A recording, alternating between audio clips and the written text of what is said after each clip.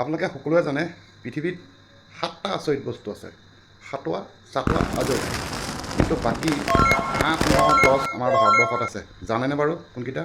তা হওক আমি আজি তাকে জানো। Let's go. 8 নম্বৰ ৰাজুৱা, কইনা কাপুৰে মুছলিম ল'ৰাৰ লগত বিয়া হ'ল, ছেইফ আলী খান, কিন্তু তেওঁৰ বাচ্চা মুছলিম জন্ম হ'ল। ইফালে ইন্দিৰা গান্ধীৰ লগত ফিৰোজ খানৰ বিয়া হ'ল, কিন্তু তেওঁৰ বাচ্চা ব্ৰাহ্মণ পাইদা হ'ল। নহয়নে আচৰিত?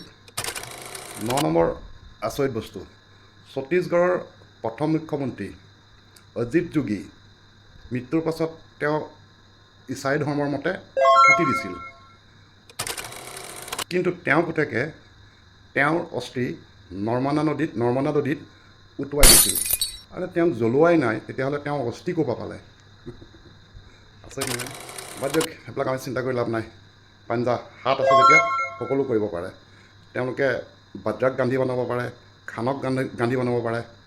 হাত হে তো জিন্দাবাদ, চব মুমকিন। 10 নম্বৰ ৰাজহুৱা আচৰিত বস্তু, এটা কথা আপোনালোকে চিন্তা কৰক, নেহেৰু, জৱাহৰলাল নেহেৰু না আগত আছে না পাছত আছে, এজনেই ওৱান পিচ। নেহেৰুৰ আগত কোনোবা নেহেৰু আছে না বৰ্তমান কোনোবা নেহেৰু উপাধি আছে, অনলি ওৱান পিচ। নহয়নে আচৰিত?